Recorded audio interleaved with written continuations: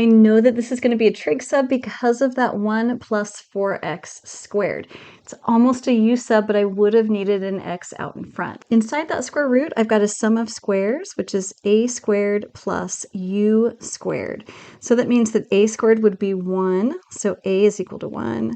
And u squared would be our 4x squared, so u is equal to a 2x. That Pythagorean theorem tells us that a squared plus b squared, those sides, is equal to the hypotenuse squared c squared. Now we also have a sum of squares, which means that these two values, our two values, are sides of that right triangle.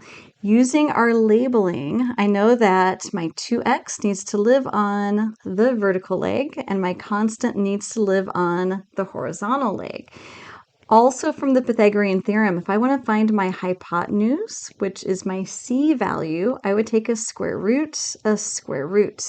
We've got the square root of a squared plus u squared, and that is our 1 plus 4x squared inside the square root. Now we're set. We're going to use our trig functions to replace everything in that integral. I'm going to make myself a little bit of room first.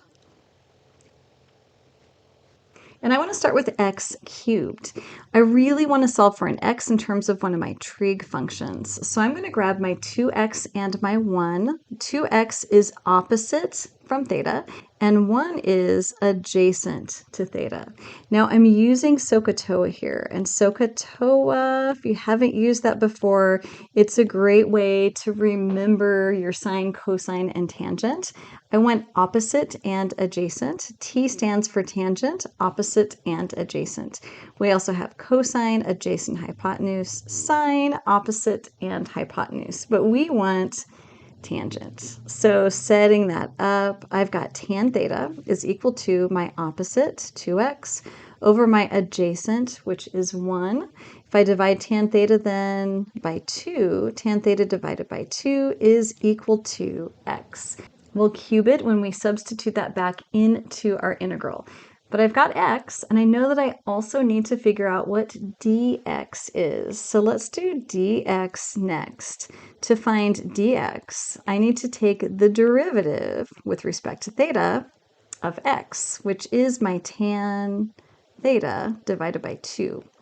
The derivative of tan theta is secant squared theta, and this is all divided by 2. So I've got x, which I'll cube, I've got dx, and then finally I need that square root of 1 plus 4x squared.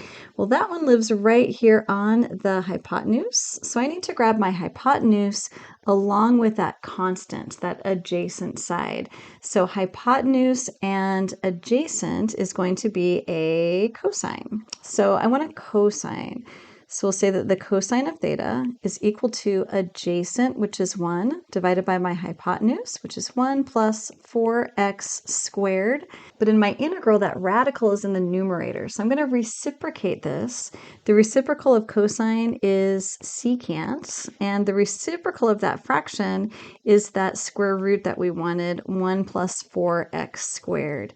So I've got everything. I've got my x, which is going to be my x cubed. I've got my dx, and I've got my secant. Let's go ahead and do our trig substitution. Getting our integral in terms of theta, I need to start with that x cubed. So that's going to be my x value cubed, which is tan theta, divided by 2. Next is the square root of 1 plus 4x squared, and that square root of 1 plus 4x squared is secant theta. And then finally I've got my dx, and dx is secant squared theta divided by 2. We are getting somewhere. Let's simplify what we've got. So equals integral, this is a tan cubed theta. 2 cubed is 8. And then I have a secant and a secant squared. So that's going to be a secant cubed theta divided by 2. And I've got my d theta, which I forgot up there. I've got my d theta up there. So we've got a 1/16 out in front. And then we have a tan cubed theta and a secant cubed theta d theta. Now I want to set up a u substitution here. So I could either let u be tangent, which means that du would be a secant squared, or I would let u be secant. So du would be a tangent times a secant. I've got odd powers here. Since I've got odd powers, that means I really want to pull off a secant theta, tangent theta, d theta, and let u be secant theta. Okay, so what is that going to look like? I'm going to leave the 1/16. I'm going to go ahead and put my 1 secant tangent d theta out there on the end. And then inside the integral, I am left with, I took away one of my tangents, so I've got 2 tangents left. So that's going to be a tangent squared theta. And I took away one of my secants, so I've got 2 of my secants left, so a secant squared theta. So this is my du, so that's my du, which means that all of this needs to be in terms of u.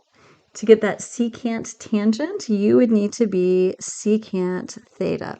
So the secant squared can stay, but I need to change that tangent squared. We're going to use a Pythagorean identity. Now, I don't have all of my Pythagorean identities memorized, but I do always have memorized that sine squared plus cosine squared is equal to 1. I really want tangents and secants, so I'm going to divide everybody by a cosine squared. Cosine squared. Cosine squared. So we get tangent squared plus 1 is equal to, that's secant squared, if you can understand my abbreviations there. We really want to replace this tangent squared, so I can write that tangent squared theta, if I subtract that one, is equal to secant squared theta minus 1. That's going to replace that first tangent expression. Everything else is set up for my u substitution.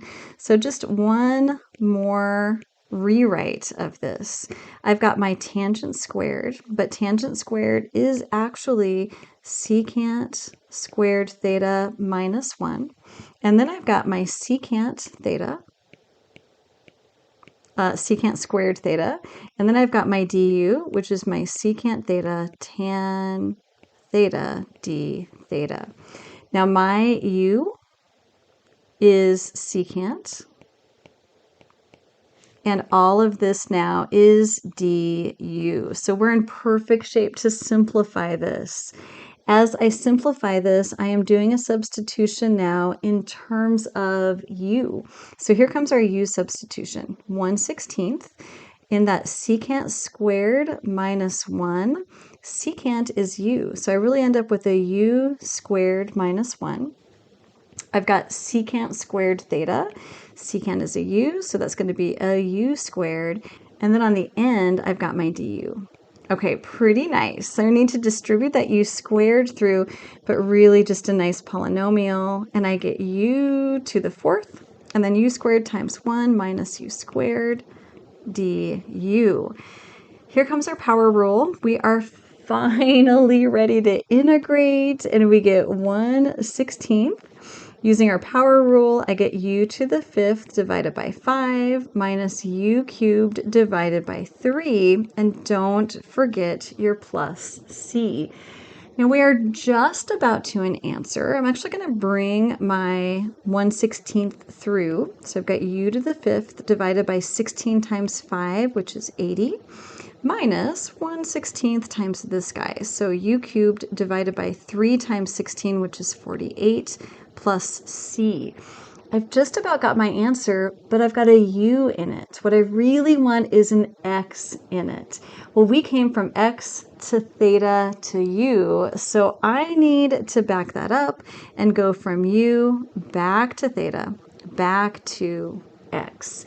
We are going to go back to theta using our u substitution. U is secant theta.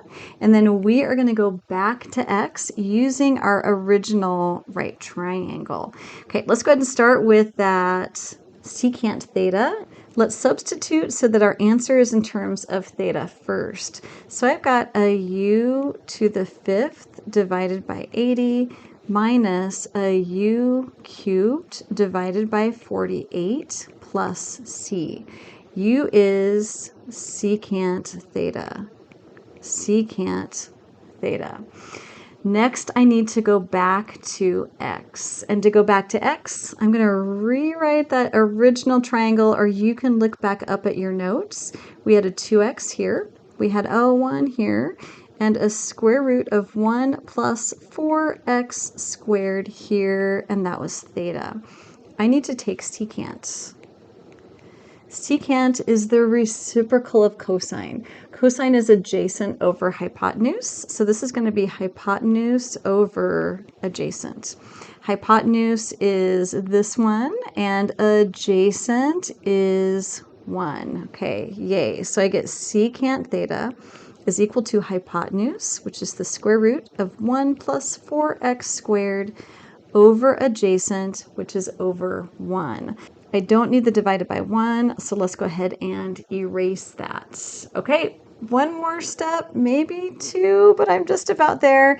Here we go now in terms of x. I had a secant theta to the 5th over 80, but secant theta is the square root of 1 plus 4x squared. And then we had minus secant, let me get rid of some of this.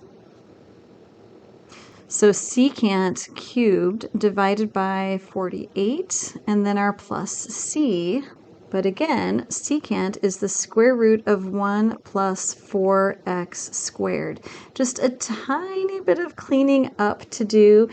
I can think of the indexes on those square roots as 2's, which means I can really write this first one as a 5/2 power. So I've got 1 plus 4x squared to the 5/2 power, all divided by 80, minus, I'm going to do the same thing. So an index of 2 and a power of 3, I get 1 plus 4x squared, all to the 3/2 power, over 48, and of course we've got our plus c. You're doing amazing. Keep up the great work.